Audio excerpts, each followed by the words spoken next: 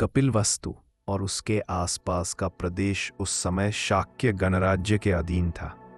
यह वह काल था जब महात्मा बुद्ध, तब तक सिद्धार्थ से बुद्ध बन चुके, गंगा के मैदानों में भ्रमण कर रहे थे। नगर नगर, ग्राम ग्राम में धर्म और करुणा का संदेश दे रहे थे। चारों ओर उनकी ख्याति फैल चुकी थी। वे केवल एक धार्मिक गुरु ही नहीं, बल्कि समाज सुधारक के रूप में भी देखे जाते थे। कपिलवस्तु से दूर एक छोटे से नगर में एक व्यापारी परिवार में एक कन्या का जन्म हुआ। उसका नाम रखा गया गौतमी। वह पतली दुबली और साधारण रूप रंग की थी। उस समय के समाज में स्त्रियों का सौंदर्य और रूप बहुत मायने रखता था, और इसी कारण लोग उसे प्रायः किसा, अत्यंत दुबली कहकर पुकारते थे। धीरे धीरे यह नाम उसके वास्तविक नाम के साथ जुड़ गया और वह किसा गौतमी के रूप में जानी जाने लगी। किसा गौतमी का विवाह एक संपन्न व्यापारी के यहाँ हुआ। विवाह के बाद भी उसे ससुराल में सहज सम्मान नहीं मिला, क्योंकि उसका रूप और व्यक्तित्व परिवार की अपेक्षाओं के अनुरूप नहीं था। वह घर के कार्यों में निपुण थी, संयमी थी, परंतु परिवार के लोग उसे हल्के में लेते थे। समय बीता। कुछ वर्षों बाद किसा गौतमी के गोद में एक बालक आया। उस समय के भारतीय समाज में पुत्र का जन्म न केवल व्यक्तिगत खुशी, बल्कि परिवार में प्रतिष्ठा का कारण भी था।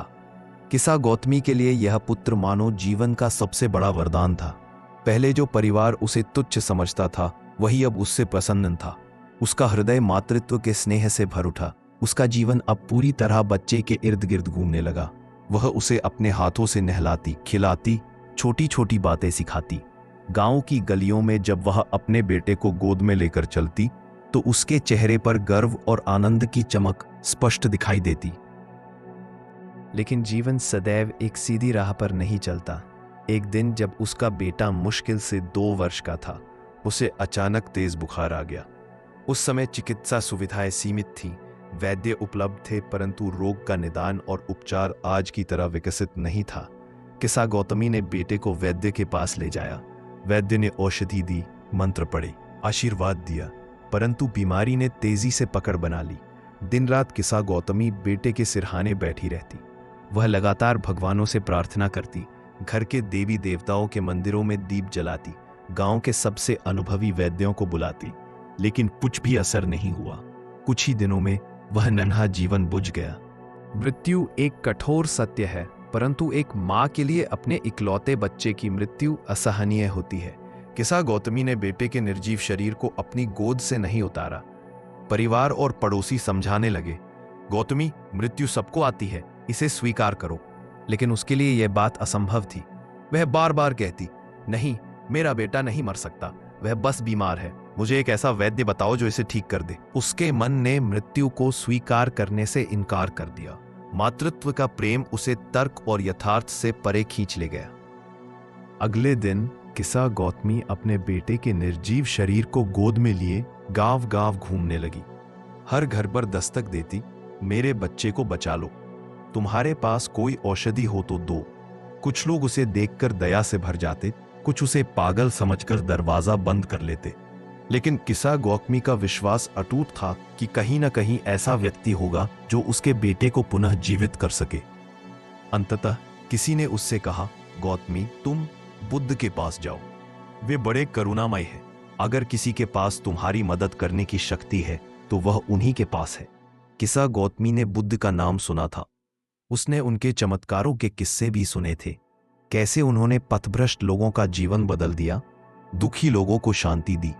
उसके हृदय में एक आशा जाग उठी। वह अपने बच्चे को गोद में उठाए आंसुओं से भरी आंखों के साथ बुद्ध के आश्रम पहुंची। उस समय बुद्ध राजगृह के पास एक विहार में ठहरे हुए थे।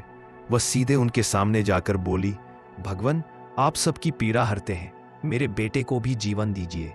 मुझे ऐसी औषधि दें जिससे यह फिर से सांस लेने लगे। बुद्ध ने उसकी ओर देखा। उनकी दृष्टि में करुणा थी, परंतु वे जानते थे कि यह स्त्री जीवन के सबसे कठोर सत्य से अभी अनभिज्ञ है। उन्होंने तुरंत यह असंभव है कहकर उसका मन नहीं तोड़ा। उन्होंने शांत स्वर में कहा, गौतमी, तुम्हारा पुत्र जीवित हो सकता है, लेकिन उसके लिए मुझे एक औषधि चाहिए। किसा गौतमी का चेहरा चमक उठा। हाँ भगवान, मुझे बताइए वह औषधि कहाँ मिलेगी, मैं तुरंत ले आऊंगी। बुद्ध बोले, मुझे एक ऐसा सरसों का दाना लाकर दो जो ऐसे घर से आया हो जहां कभी किसी की मृत्यु न हुई हो। ईसा गौतमी तुरंत उठ खड़ी हुई। उसने सोचा, ये तो बहुत आसान है, सरसों तो हर घर में होती है। वह पहले घर पहुंची और दरवाजे पर खड़ी होकर बोली, क्या आप मुझे थोड़ा सरसों देंगे? लेकिन शर्त है कि आपके घर में कभी किसी की मृत्यु ना हुई हो। घर की वृद्धा ने सरसों लाने के लिए हाथ बढ़ाया, लेकिन फिर धीरे से बोली, बेटी, हमारे यहाँ सरसों तो है, लेकिन मृत्यु, हमारे यहाँ मेरे पति की मृत्यु हुई थी और मेरे बेटे की भी। किस्सा गौतमी का चेहरा उतर गया। उसने कहा, तो यह सरसों मेरे काम की नहीं। वो दूसरे घर गई। वहां भी वही प्रश्न, उत्तर वही, हमारे यहाँ पिता की मृत्यु हुई थी या हमने अपनी बेटी को खोया है।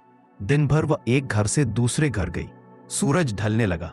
उसने दर्जनों घरों का दरवाजा खटखटाया, परंतु हर घर में मृत्यु की कहानी थी।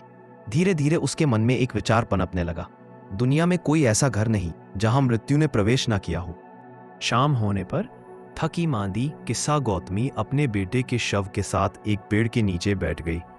सूर्यास्त की सुनहरी रोशनी में उसने अपने चारों ओर देखा। लोग आ जा रहे थे, बच्चे खेल रहे थे। कहीं किसी के घर से रोने की आवाज आ रही थी, कहीं कोई जन्म का उत्सव मना रहा था। उसे पहली बार स्पष्ट रूप से दिखा, जीवन और मृत्यु एक ही चक्र के दो पहलू हैं। जन्म होता है तो मृत्यु भी निश्चित है। वह अकेली नहीं है जिसने यह दुख सहा है। हर इंसान इस मार्ग से गुजरता है। उसके आंसू थम गए।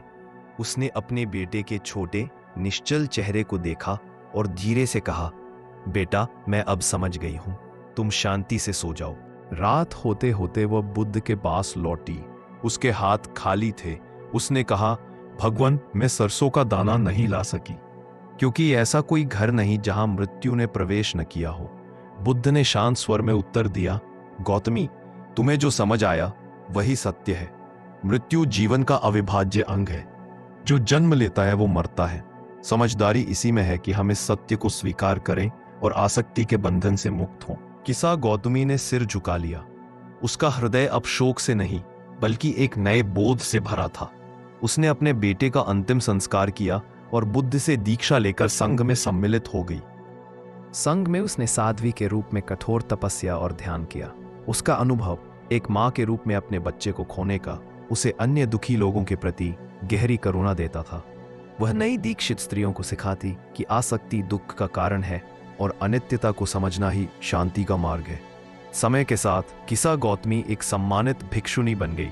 बौद्ध ग्रंथों में उसका नाम उन महान स्त्रियों में लिया जाता है जिन्होंने बुद्ध के उपदेशों को अपने जीवन में पूर्ण रूप से उतारा। यह कहानी बौद्ध साहित्य में केवल मातृत्व के शोक की गाथा नहीं है, बल्कि अनित्य, इम्परमानेंस और अनात्मा, नॉन सेल्फ के गहन सिद्धांत का व्यावहारिक उदाहरण है। बुद्ध ने यहाँ तर्क या उपदेश से अधिक प्रत्यक्ष अनुभव के माध्यम से एक स्त्री को जीवन का सबसे बड़ा सत्य दिखाया। आज भी यह कथा बौद्ध देशों में और दुनिया भर में जीवन की अस्थिरता और मृत्यु की सार्वभौमिकता को समझाने के लिए सुनाई जाती है। अगर आपको ये कहानी बहुत पसंद आई है तो कृपया वीडियो को लाइक कीजिए, चैनल को सब्सक्राइब कीजिए और जितना हो सके इसे शेयर कीजिए। आप ऐसा करेंगे तो मुझे और भी ऐसी ही वीडियो बनाने की प्रेरणा और मोटिवेशन मिलता रहेगा।